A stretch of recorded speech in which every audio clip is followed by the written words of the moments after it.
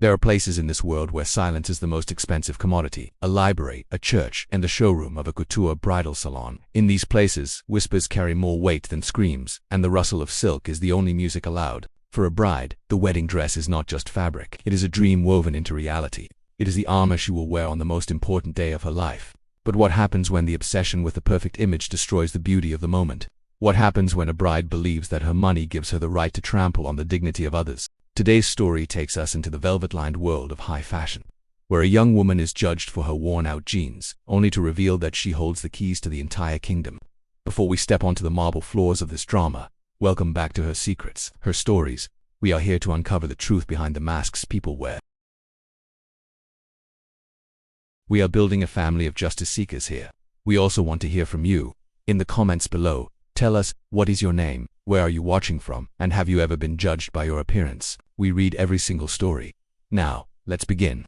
The sign above the door simply read Elysium, no bridal, no boutique. If you didn't know what it was, you couldn't afford to be inside.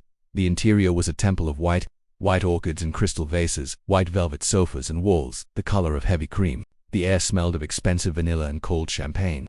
In the center of the room, raised on a dais like a religious artifact, stood the Serafina. It was a gown that had been featured on the cover of every major fashion magazine that month. Hand-stitched lace from France, pearls harvested from the South Sea, and a silhouette that defied gravity. It was a masterpiece.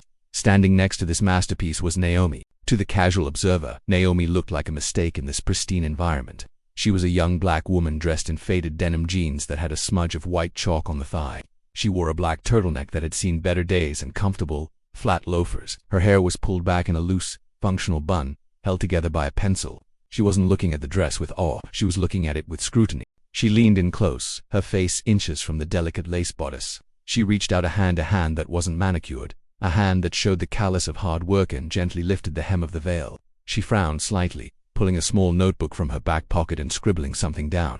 The shop was relatively empty, save for the soft hum of the air conditioning. That was, until the double doors swung open with a violence that made the crystal chandelier tremble. Jessica van der Hoven entered the room like a hurricane in high heels. She was the daughter of an oil tycoon, a socialite whose life was documented in daily Instagram stories, and a woman who had never heard the word no. She was followed by her entourage to bridesmaids who looked more like terrified assistants than friends, laden with bags and holding her purse. Jessica was already speaking before she fully entered the room, her voice shrill and echoing off the marble. "I don't care what the schedule says, Felipe. I want the Serafina. I saw it in Vogue, and if I don't try it on today, I am going to scream." She stopped dead in her tracks. Her eyes, framed by heavy false lashes, locked onto the center of the room. She saw the dress. Her eyes lit up with possession. But then, her gaze shifted slightly to the left. She saw Naomi. She saw the jeans. She saw the turtleneck. And most importantly, she saw Naomi's hand touching the fabric of her dream dress. The joy on Jessica's face instantly curdled into disgust. It was a visceral reaction, as if she had found a rat sitting on her wedding cake. She didn't whisper to her friends. She didn't ask a staff member for assistance. She marched across the room, her heels clicking like gunshots on the stone floor. Naomi didn't hear her coming. She was too absorbed in the tension of the thread on the bodice. She was thinking about the structural integrity of the corset. "Excuse me," Jessica shrieked, her voice reaching a pitch that shattered the sacred silence of Elysium. Naomi jumped slightly, turning around with a look of mild confusion. She didn't look scared, just interrupted. "You," Jessica pointed a manicured finger with a diamond the size of a grape on it. "Get away from that dress. What do you think you're doing? Oh my God, you're actually touching it." Jessica turned to her friends, her face a mask of horror. "Look, she's getting her poverty all over my gown." Naomi blinked, capping her pen. She took a half step back, not out of fear, but to give the hysterical woman space. "I was just checking that." "I don't care what you were checking," Jessica snapped, stepping onto the dais, placing herself physically between Naomi and the gown. "This is a $20,000 dress. It is handmade. It is for exclusive clients only. It is not for the cleaning staff to fondle while they pretend they can afford it." Jessica looked Naomi up and down, her lip curling. "Look at you. You look like you just crawled out of a dumpster. Did you wash your hands? Did you?" She turned around frantically, scanning the fabric of the dress as if expecting to see black smudges. "If there is a single spot on this silk, I will have you fired. No, I will have you arrested. Where is the manager?" Felipe, get out here now. We have an intruder." The shouting brought Felipe running from the back office. Felipe was the floor manager of Elysium. He was a man who prided himself on discretion and service, but his spine was made of jelly when it came to wealthy clients. He saw Jessica van der Hoven, a client whose father had practically paid for the new wing of the local museum, standing red-faced and furious. and he saw the young woman in the ripped jeans standing near the merchandise. Felipe didn't recognize Naomi. He had only been working at this branch for 3 weeks, transferred from Paris. He made a snap judgment. He saw the clothes, he saw the skin color, he saw the age, and he did the math. Ms. van der Hoven, Felipe gasped, smoothing his tuxedo jacket as he hurried over. My deepest apologies. I was just preparing the champagne for your fitting. What is the matter? The matter? Jessica laughed, a sound devoid of humor. The matter is that you let street people wander in off the sidewalk and touch the inventory. Look at this. She gestured wildly at Naomi. She was pawing at the Serafina with her dirty hands. I want her out now, and I want this dress sanitized before I even think about putting it on my body. Felipe turned to Naomi, his face transformed from subservient to sneering in a millisecond. He drew himself up to his full height, looking down his nose at her. Miss, he said, his voice dripping with condescension. I believe you have lost your way. Deliveries are at the back, or if you are looking for charity, the shelter is 3 blocks east. Naomi looked at Felipe. Her expression was unreadable, stoic. I'm not looking for charity, she said, her voice calm and level, contrasting sharply with the hysteria around her. I noticed that the hem on the Serafina has a slight unevenness in the tulle layering. I was making a note to unevenness. Jessica cut in, screeching, now she's a critic. A girl who dresses like a hobo is criticizing haute couture. This is rich. Felipe, why is she still talking? Why is she still breathing my air? Felipe stepped closer to Naomi, invading her personal space. You need to leave, he hissed. You are disturbing our VIP clients. You are trespassing on private property. If you do not walk out of that door in 10 seconds, I will call the police and have you dragged out. Naomi didn't move. She looked at the dress, then back at Jessica. You really want this dress? She asked softly. I deserve this dress, Jessica corrected, flipping her hair. I am the only person in this city who can do it justice. It was made for someone with class, elegance, and money. 3 things you clearly know nothing about. Naomi sighed. It was a sound of deep, exhausted disappointment. She closed her notebook and slid it into her back pocket. You're right about the money, Naomi said. You have plenty of it, but class. Class isn't about what you wear. It's about how you treat people who can do nothing for you. Save the Hallmark speech for the bus ride home, Jessica spat. She grabbed a glass of champagne from the tray of a passing terrified assistant. She took a sip and then, with a cruel glint in her eye, she looked at Naomi. Actually, maybe you should leave faster. Jessica pretended to stumble. The liquid in her glass sloshed out. It didn't hit Naomi. It splashed onto the marble floor, inches from Naomi's loafers. Oops, Jessica smirked. Clumsy me. Now you have something to clean up on your way out. Felipe, get her a rag.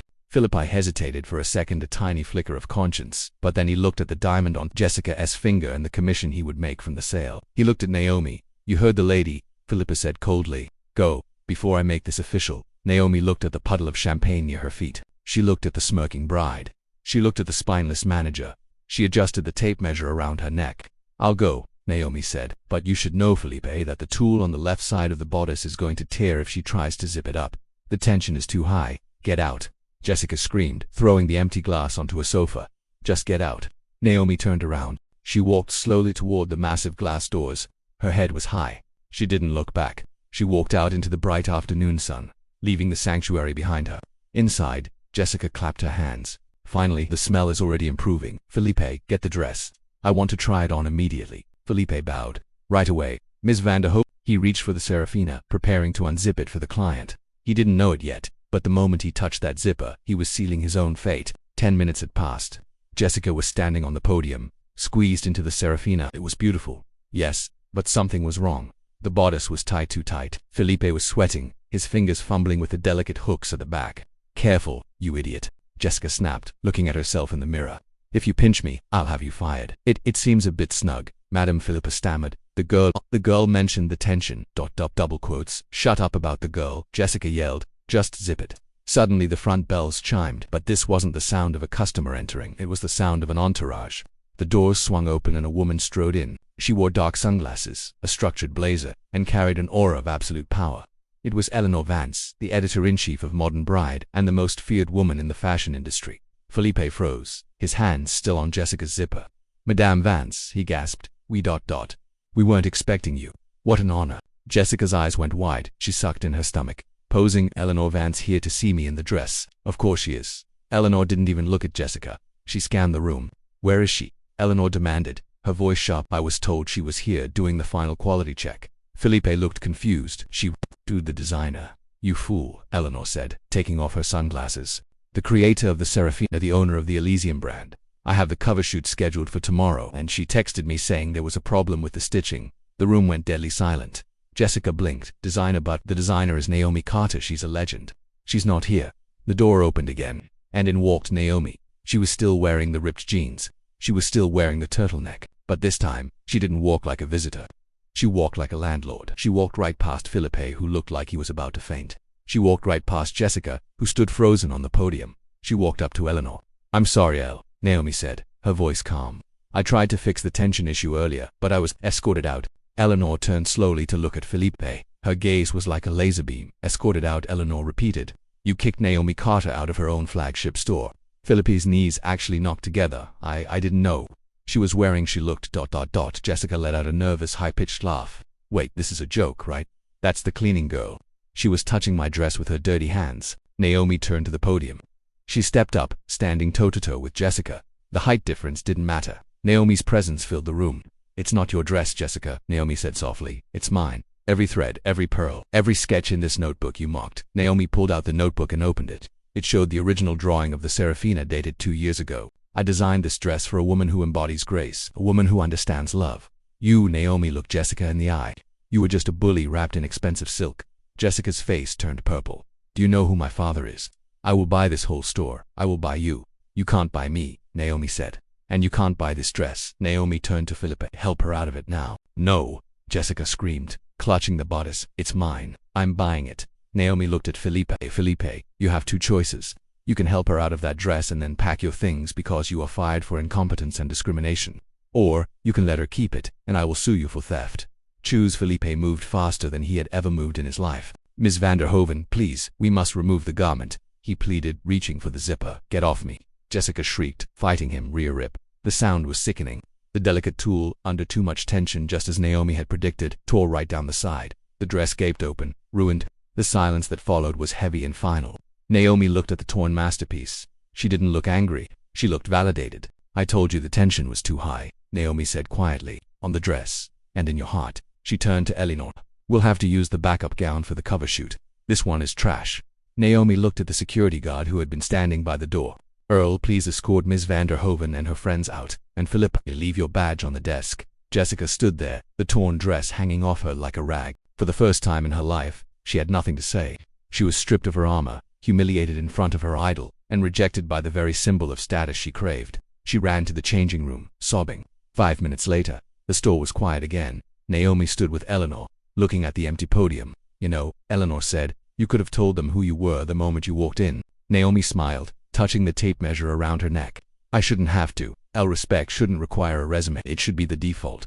This story reminds us that the loudest person in the room is often the weakest, and the quietest person is often the most powerful. Never judge someone by their clothes, because you might just be talking to the owner of the building. Thank you for watching Her Secrets, Her Stories. If you enjoyed this tale of high fashion justice, please like and share.